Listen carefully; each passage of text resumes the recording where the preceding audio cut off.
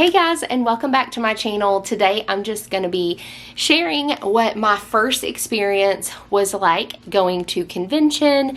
I went to the Teach Them Diligently Homeschool Conference, and it was the first time, like I said, that I've ever been, and it was a wonderful experience. So I'm going to talk about a few of the takeaways, some of my favorite speakers that I listened to, and just some like high points of the whole thing. And then I'm going to share a haul of what I got in the vendor hall. So stay tuned.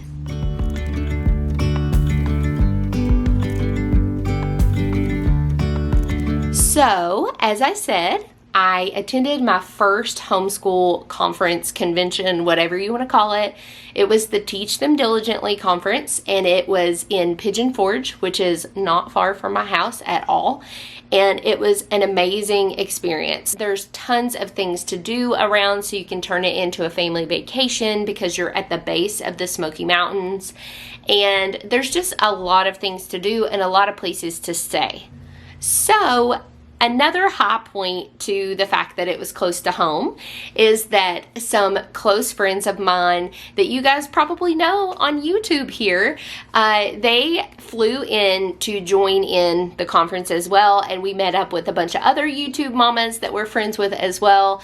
And I will link a video down below if you haven't seen my vlog video that shares just our whole like actual vlogged experience of convention and time together and stuff like that. So let's talk about the convention as a whole. So basically you have a schedule, you choose from that schedule which session that you want to go to. There were some excellent speakers. Sometimes it was hard to choose which one you wanted to go to, but what's nice is if there's like a lot of different ones that you want to go to, you can actually purchase recordings of the whole conference. So if there's some you don't get to see live, you actually have access to it. I'm going to talk about the first one that I went to. It was Ginger Hubbard. If you all are not familiar with Ginger Hubbard, she had some amazing takeaways.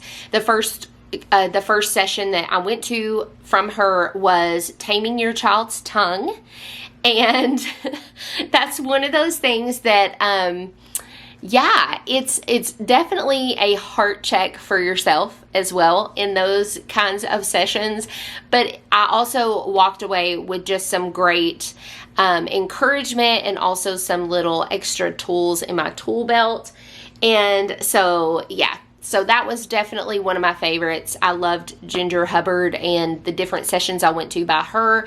Another one was Reaching the Heart of Your Child, and that one was really good too. But the Taming Your Child's Tongue was probably my favorite. So another one that I was excited to go to is one by Arts Alive, and I can't remember the name of the speaker, but that one was really encouraging as well. So my daughter Sophia is really involved in dance, and that's really what she's interested in actually pursuing and doing. And with that, the territory of the arts comes some hard things, I think, to kind of navigate and really prepare your child to navigate through. And so I went to the session that Arts Alive did, and it was how to encourage your artistic child without them being infiltrated by the world, basically, or influenced by the world. And like I said, it was really encouraging. It was all about really providing opportunities for all of our children to be involved in art and creating things, and how the Creator himself created us in his image, and how in some way all of us are artistic. And it doesn't have to be in typical things like music or dance or actual, painting and art, like that form of art, that it can be in things like baking and cooking and things like that, decorating a home, that we can be artistic in hospitality and things like that. And so it was all about encouraging our children to give them the space to be able to create and the tools to be able to create. But then the flip side of that is talking about how we need to be careful what where our children are, like where we place our children and who they are influenced by as they are learning and growing in their artistic pursuits. And so that was just very, very encouraging, and just helped me feel a little more solidified on that we are in the right place and where she is dancing, because we are in a Christian-based studio right now.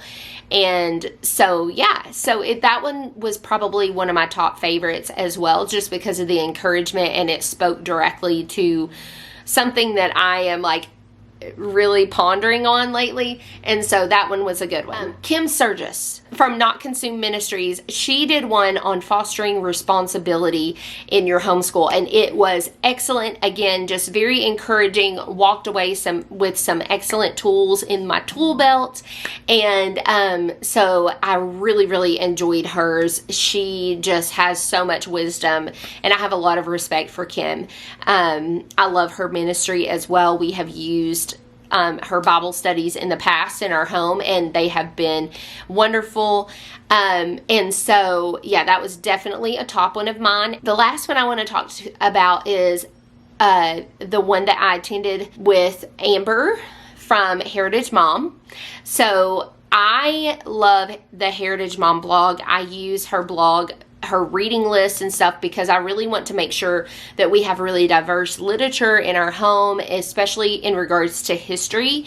And so I have a lot of respect for Amber, and I really enjoyed her talk on mirrors, windows, and sliding glass doors. So it was all about how it's important for every child. Also, like if your child has a certain disability or something like that, that they feel represented in the literature that we seek in our homeschool, because it's really important for them to kind of see themselves in the world other than just like navigating through it on their own, I guess. So them being able to see other kids just being kids who are similar, and how those are the mirrors, and how it's important that we provide those mirrors for every child.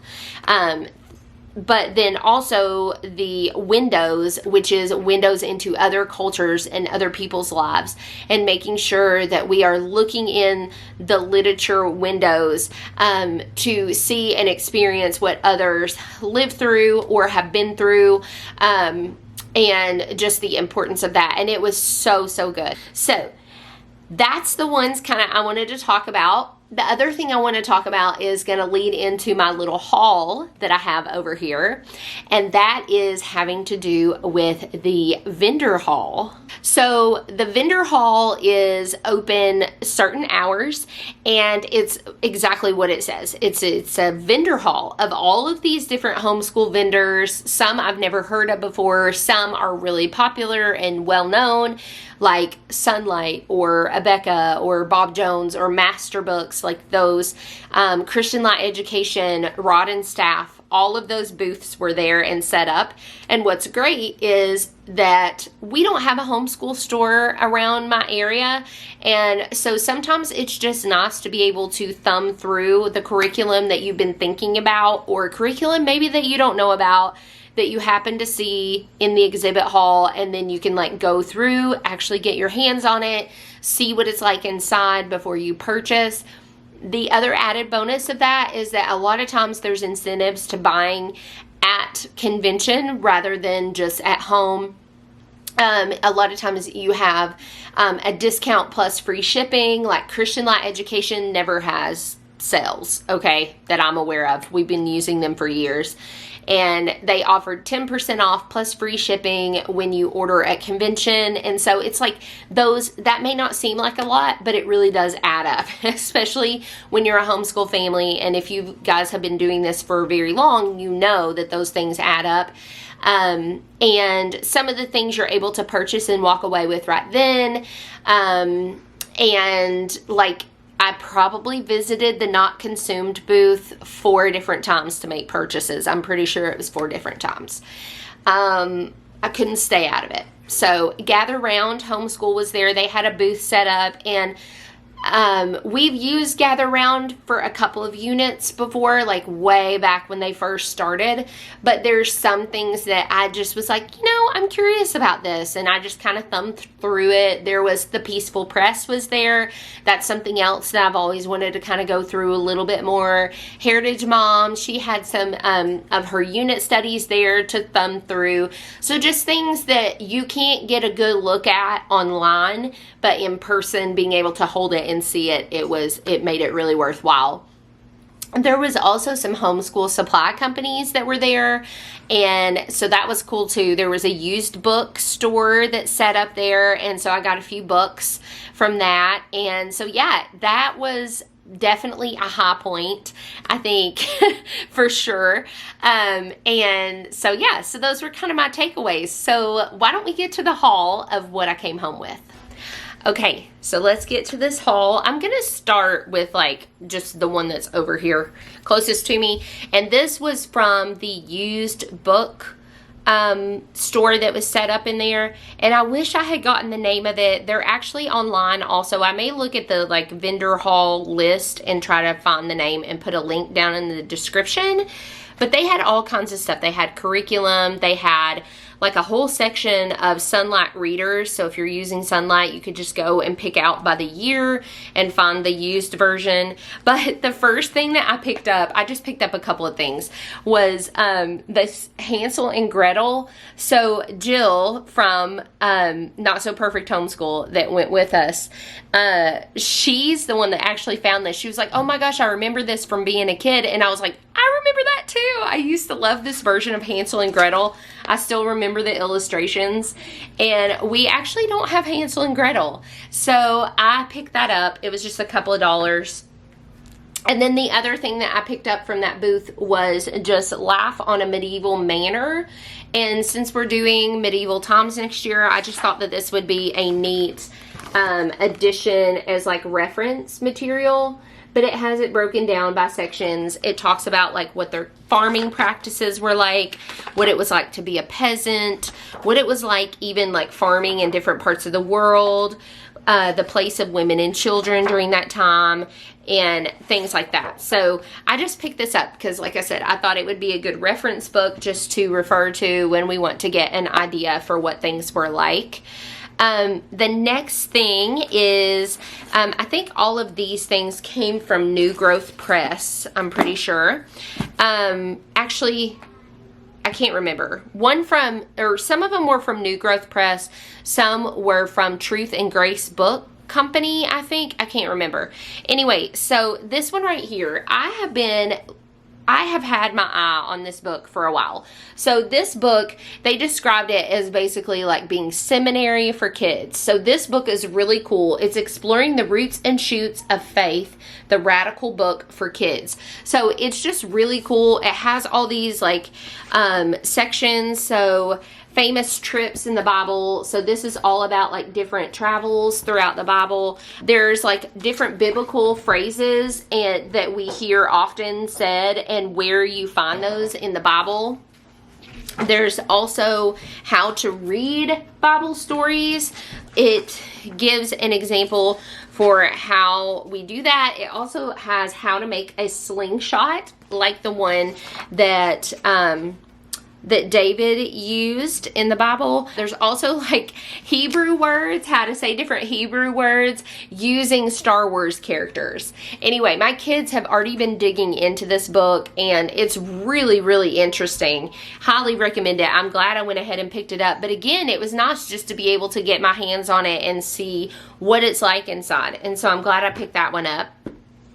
The next thing I grabbed is this book, which again, I've had my eye on for a while, but it was a really good price because of convention. It's God Made All of Me, a book to help children protect their bodies. This to me is like a really important topic to do with our children. And I have wanted this, like I said, for a while. And so I went ahead and picked that one up. The next thing I got was one of Ginger Hubbard's new children's books, and it is Teaching Children to Use Their Words Wisely. And it's a book all about lying, Chloe and the Closet of Secrets. And she talked about this one in her first session that I went to. And I think this is a really important topic for children in general, to talk about lying, how it affects, how it builds up, how important repentance is. And so this is just a cute little children's book that encourages that. So I picked that one up. And speaking of Ginger Hubbard, I of course had to get this book. So I can't believe you just said that, Biblical Wisdom for Taming Your Child's Tongue. So what's really neat about this is each chapter is on a different issue of taming the child's tongue. So you could technically use this book just as like a reference. I have already dug into this book and it's really good. Then the next thing that I got was Character in Action. So we have it's from Character Concepts. I couldn't remember the name of the company. So we have a couple of these other ones and we have always really liked them. And so this was kind of the next one in the series. So what it is it's really just giving an example of how to put character into action. So it's really a visual for kids to better understand all of the character traits that you've been trying to teach them and how we can use those biblical character traits and how we can live those out. Whoops, there we go. The next thing I did was I visited an Usborne book booth. Of course, you don't have to pay shipping, but then also they had a deal where if you buy 4, you get 1 free. I could not find 4 that I really, really wanted. So when I purchased, I don't want to just purchase just because of the deal. I wanted to make sure it was things that I really, really, really wanted. And so I just got a couple of things. So the first thing I picked up was their graphic novel version of King Arthur. Now I picked this up in mind for my son who has dyslexia, because my oldest son is going to actually be reading King Arthur, and I thought this would be a great thing for him. He loves these graphic novels that they do. We have another one that's Sherlock Holmes, and they do a really good job with these. So I grabbed the King Arthur one for him. And then the next thing that I grabbed was the complete Shakespeare stories from all the plays. And this was the main reason I visited that booth. I intentionally waited to get this book until I went to convention because I wanted like a kid-friendly version of Shakespeare to use with our study of medieval times next year. So it even has like a little bookmark thing in it, and I am excited about using this next year. The next booth I went to was the lamp ladders booth. I love lamp ladders. I don't know if you guys are familiar with them, but lamp ladders is literature that is typically Christian based, that is usually from like the 16, 17, and 1800s. Things that are going to be lost and out of print if they weren't revamped and re-released by Lamplighters Ministry. And Dr. Hamby, I actually went to one of his sessions, and I wish that I had gone. There was one I really, really wanted to go to, and I barely missed it. Like, we went to lunch and dropped our stuff off at our condo, and when we got back, it was pretty much over. So I was sad to miss that one. But I did get to talk to him a lot. He helped me pick out these books. I wanted to get a couple of them because they are really great. They're mostly allegories. So the ones I got are The Robber's Cave. And they're just like aesthetically pleasing. Like, how awesome are these to have just, on your bookshelf? That's not why I bought them, though. They're great stories. And the other one is The Giant Killer. And so these are supposed to be really, really good. So I grabbed those. But Lamplighter Theater, that's another thing. So like the recordings of the different stories, they're like full theater version on audio, and they are so cool. Okay, So next I went to the Rod and Staff booth and I picked up a few things for Lily. So she will be starting this. This is like super simple transitional preschool into kindergarten kind of stuff. So I got her the Do It Carefully. It's just got fun little like activities, but they're learning related. And so I got this in mind for like moving into actual kindergarten here in the fall. And so we will probably do this towards the end of the summer as we are moving into kindergarten. And then I got this for her as something fun and independent to do interspersed in what we do for kindergarten this year. And it's another one with just fun little activities that reinforce just like basic skills that you should know in kindergarten. And she loves the color. And I think this is going to be a great one. And then the last thing I got from Rod and Staff was the animals. And I got this in mind for Noah. And it's just a really simple little coloring book. I thought we would talk about an animal each day and he would color it. And so that's what I got from there. And all these 3 things were like $7. So I really love Rod and Staff, like their little beginning workbooks and everything. I used them with my oldest when he was little, and so they're kind of nostalgic for me. The other thing I picked up is Sunlight was giving away a free reader, and wouldn't you know, this is one of the books that I have on the list for my oldest to read next year for our study of medieval times. A single shard, and what's cool is it comes with the reader guide that is laid out exactly how it would be if you were using Sunlight. This is their reader guide, and so I'm definitely using this for my oldest. It's like, yay, free curriculum basically, because that'll be part of his reading curriculum. Now the last thing I'm going to share with you guys is what I got from the Not Consumed booth. They had an excellent sale. So I bought 2 of these student record and planners.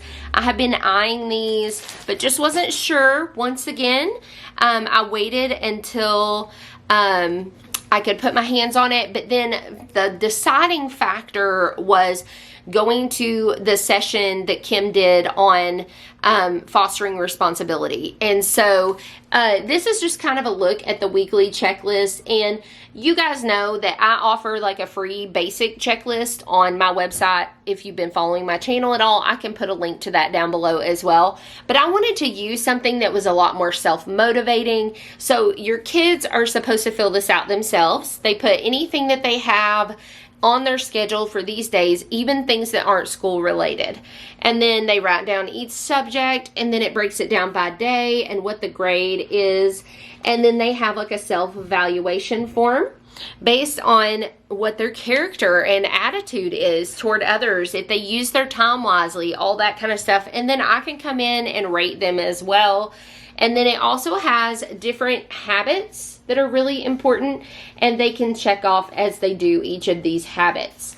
So there's some other things in here as well. There's like assessment graphs, and some of this we may not use all of it, but there's also a reading record in the front. So I got these with my 2 oldest boys in mind, just to reinforce and foster the responsibility. And so I grabbed those. The next thing I got was the reading journals. So I have been super excited about these. Again, I've been kind of eyeing these for a while, but I waited until I could get my hands on it and really see inside. And I think this is going to work beautifully for us this year. So let me explain how I'm going to be using these. I got one for my oldest son and then my daughter Sophia. Both of them are very like avid readers, pretty much. And so I am going to be using these as part of their reading program. So in the past, I have used the Progeny Press student study guides.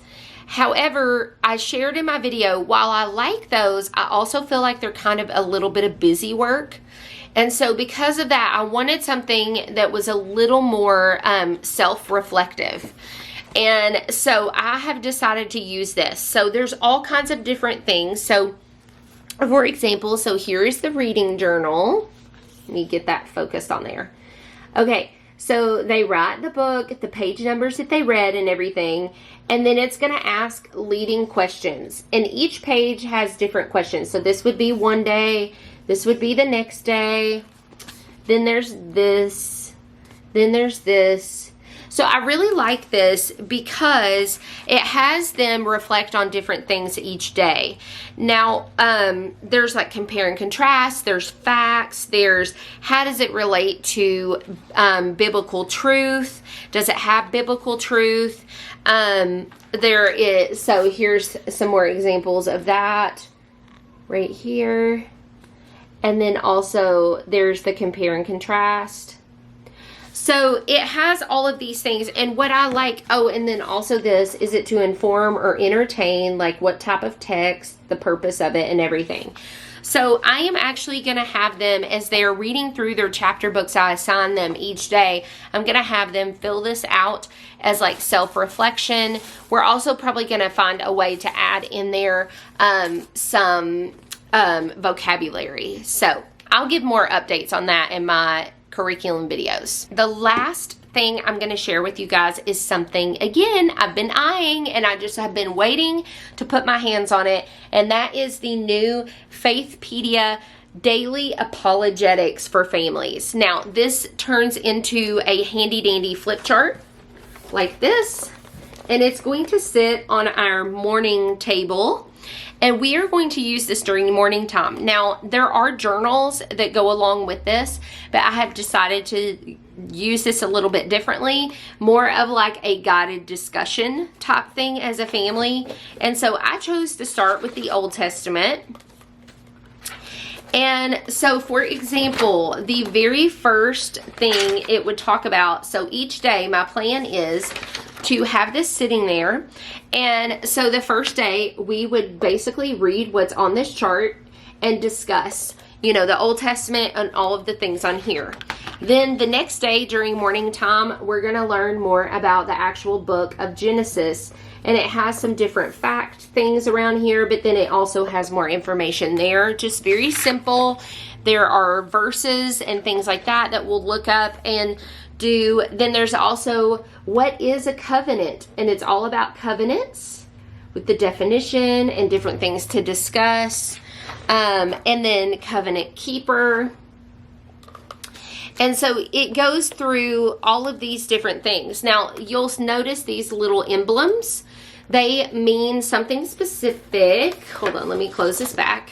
There's also examples of like people of faith and their stories that relate. So there's God's books, God's words, God's character, God's stories, and God's timeline that each of these emblems represents. And this is something you can use just to keep your place in here. And so I am so excited about using this next year.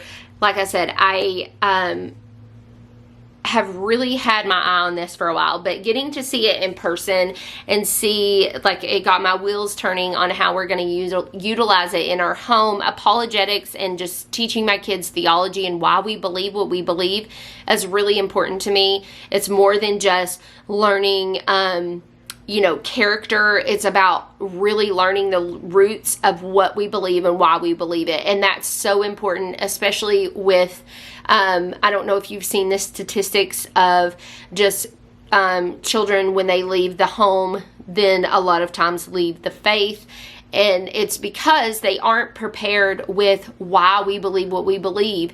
They're just told what to believe, and they just adopt it as their faith because they go to church on Sundays and Wednesday nights, and I want it to be very much their own and something that they learn why we say we believe these things and where we see that in Scripture.